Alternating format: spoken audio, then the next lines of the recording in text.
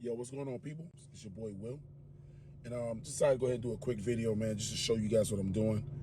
Obviously, Raw Nationals is coming up real quick.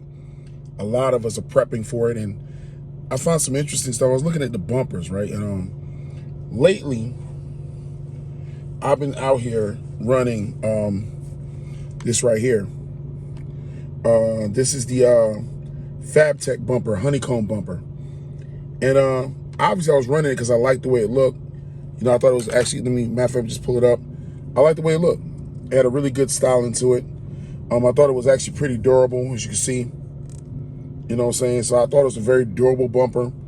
And it looks generally light, because this is actually the lightweight option. This was the lightweight option. And I thought it was, you know, a nice little change.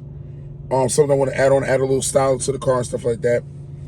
But I'm going to tell you something right now. After really looking at it, I'm not saying I'll never use this, but for these indoor tracks, it's starting to look like, to me, after really talking to the rest of the X-Ray team, that the best bumper to run is obviously the standard foam bumper that comes with your X-Ray T4, or in this situation, X-Ray X4. What I understand is mainly the weight that's in front of the axle is what you're looking at. And if just a disclaimer, if you already know this video is really not for you. This is for the people that are coming into the hobby, that are maybe transitioning from maybe VTA or something like that, where they don't really know that, or some of the beginner classes and stuff like that, or beginner just coming in as a beginner and trying to get faster and want to go ahead and learn the tricks of the trade. I'm not the biggest pro. I'm not no super pro racer that won multiple national titles and stuff like that. I'm a regular guy that's okay with asking questions and learning. Why?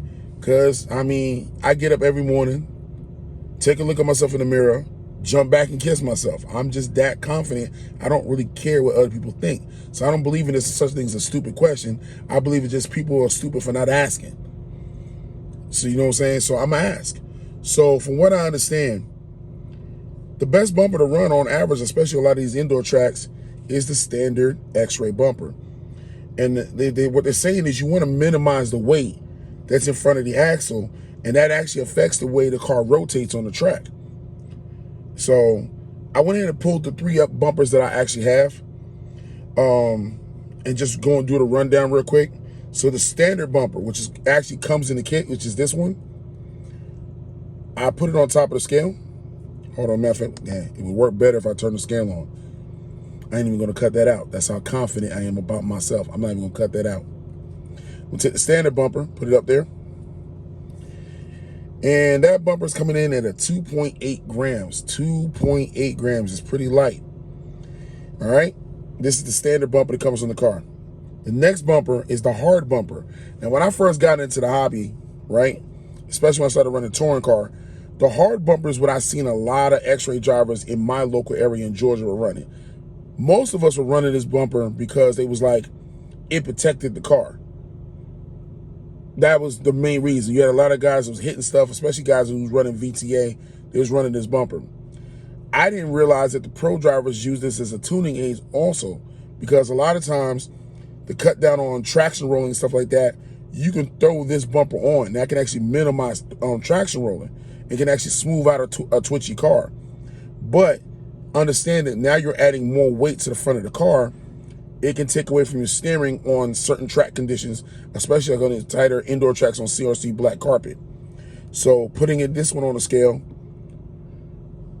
this one actually weighs in at 12.3 grams.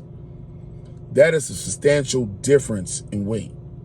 So I'm starting to imagine taking time to go ahead and run this on the front of my car to get an idea of how the car drives differently, right? Now, here's what's weird.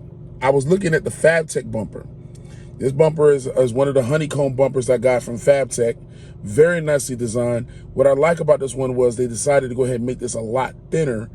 As you can see profile-wise, this is a lot thinner than a lot of the other honeycomb bumpers on the market. I actually think this is a very good idea how he did it. I'm very impressed with this. A lot of these guys who get these old 3D printer setups and stuff, and they're getting high dollar ones and just putting out quality work, I admire what they all do. I think FabTech did an amazing job on this bumper. And I put it on the car. I like the way it looks. I like the protection that it gives. You can see right here, I thought this was very impressive. how they're collapsing and they all put their shape back up in order to take form again. But the thing I was looking at was when you put it on the scale, this thing weighs 15.6 grams. So then I had to start asking myself, it's time to do a side-by-side comparison on the track when you're running a car with the standard foam and something like this, which looks great and I think holds its form over the time frame. And even in some cases with this one, but I mean, it's pretty easy to go ahead and check. Most people are really on the track running this one or the standard foam. Based off what I understand, the car's going to steer better and you should generally have faster lap times with the standard foam. I thought it was very interesting to hear that. And I have to admit, this video is just, I guess, more of a precursor to another video I'm hoping to do in the future where I actually do a side-by-side comparison. And maybe I'll go ahead and get that done real soon where I can see what my lap times look like with, you know, obviously these two options. I probably won't even waste my time with this one. Throw that off to the side and just do the side-by-side comparison with a standard bumper and one of the aftermarket honeycombs. Now, mind you, this ain't for me to start, you know, ragging on the honeycomb bumpers. I still think there's a purpose for this bumper. If you're fresh in the hobby, you know what I'm saying, or you just know that your car setup allows, because I mean, obviously you can tune your car for this bumper. But when you're really looking at those tints that matter, you're racing at a higher level, you're competing against a lot of some of the fastest guys around, you try to find out all the options you got, all the advantages you can. Ain't nothing wrong with doing the comparison, and sometimes you got to look at it. This is a much lighter bumper.